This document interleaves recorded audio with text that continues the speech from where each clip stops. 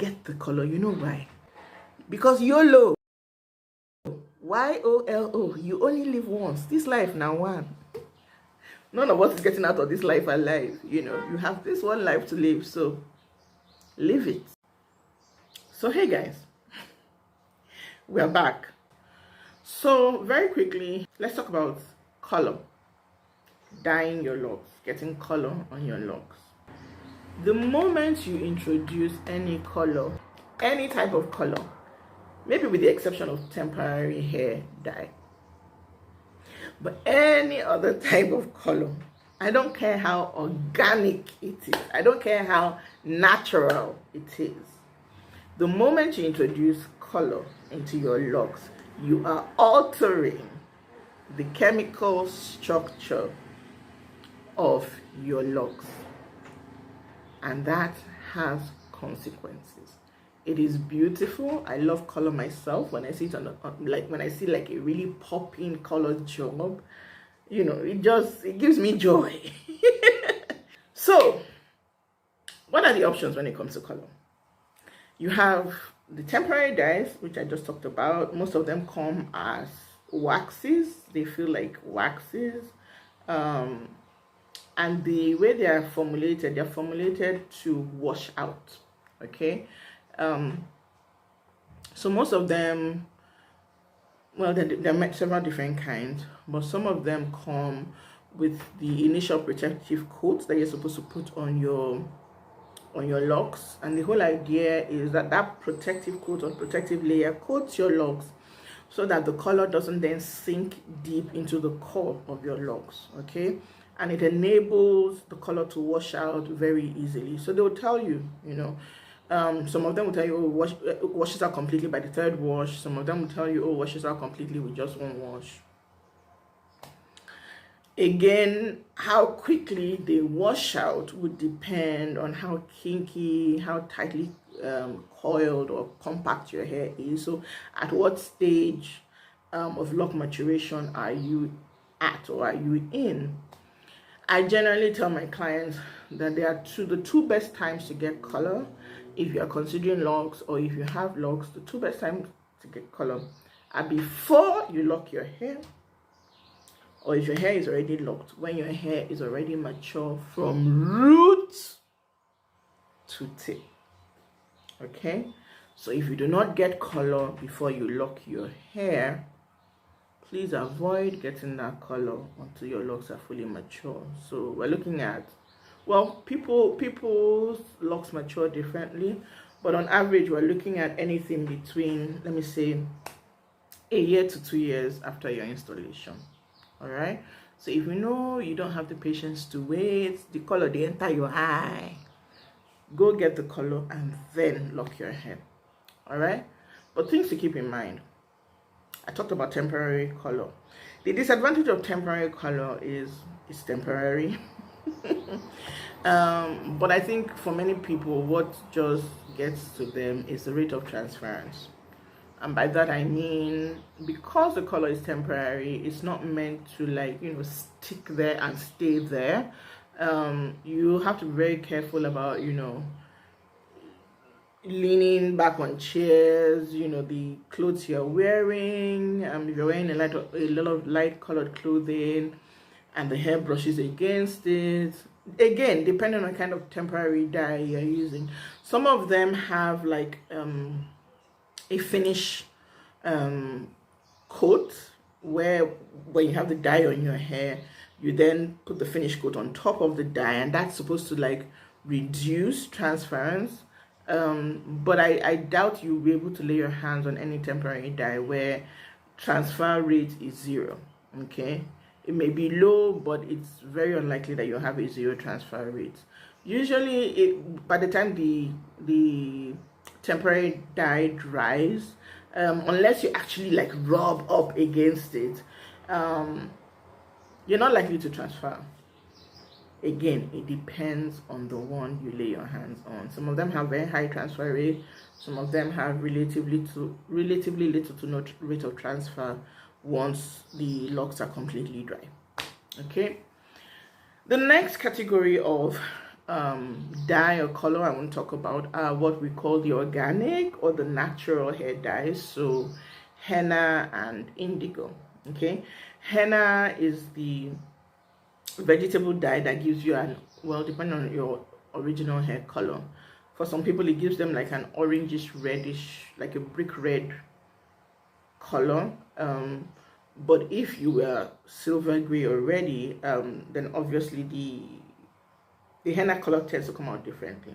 What a lot of people are surprised by is that if your hair, if you started off with like really very dark brown to black, I'm talking color 1 hair, if you apply henna to your hair, you're not likely to see the color unless you're standing in brilliant sunshine. So you started out with black, you're not going to see that typical brick red, orange red color when using henna. So if you want that color to come out, you would either have to be already gray or silver gray, or you would have to maybe use bleach before using the henna, which I want to assume that if you're going for a natural hair dye, it's because you're trying to avoid chemicals like bleach. But you know, to each their own. Indigo, on the other hand, would give you a blue-black tint. Okay, now some people use henna with indigo for various reasons. Some people are not necessarily doing it because of the color, they're really just trying to strengthen their hair, but you know, naturally. So for people who have thinning and breakage, they may have been recommended henna, you know, as a way of, you know, strengthening their hair. What I want to say very quickly about henna and indigo is, yes, you can achieve some level of color with these two dyes, but while they may be strengthening, they can also be very drying. Okay, and this applies to all sorts of color, whether it is natural and organic like henna and indigo, whether it is semi-permanent box dyes, whether it is bleach dyes, so the dyes that you tend to use, or what some people call the professional color, the ones that you tend to use after you have done your bleach, they will all cause drying to one degree or another. Yes, even the natural ones. So what I say to people is, if you are a lazy natural like me, leave color alone. Admire. When you finish admiring, you close your eyes like this, you turn your head like this, and you keep right on walking. Don't color your hair, okay?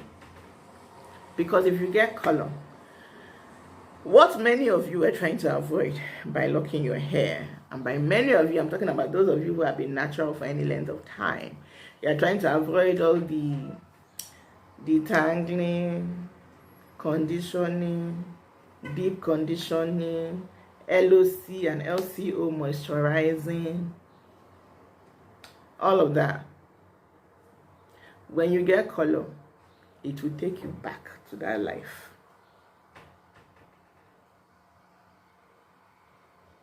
I know we talk about how locks are low maintenance. They're not no maintenance, they are low maintenance. But when you get color on your locks, you and the Loose Natural, all of you are in the same WhatsApp group. Everything that Loose Natural is doing, you will have to do. And then it gets a bit more complicated. If you get color, but you didn't color the entire length of your locks. In other words, for people who maybe just want it on the tips, or people who want it maybe on, you know, just a part of the lock, they're not going to color from root to tip. It's more complicated for that group of people, because then you have the untreated part of your lock, so the lock that is your natural hair color, and then the part of the lock that has been artificially or naturally, but has been colored. You catch my drift. The lock maintenance then becomes different. The way you moisturize those two parts of your lock is different. If you are lazy like me, leave color alone, because it will alter the feel of your hair. It will dry your hair out. Yes, including those who get black box dye. Unless people are not being truthful to you, if you talk to people who have been dyeing their hair even with black box dye or the semi-permanent dyes, the ones that don't involve bleach, they will tell you that over time, maybe with the first application, you might not see a significant difference, even with the second application. But if this is something you've been doing for upwards of a year, you will definitely notice the difference in your hair texture. It will dry out your hair.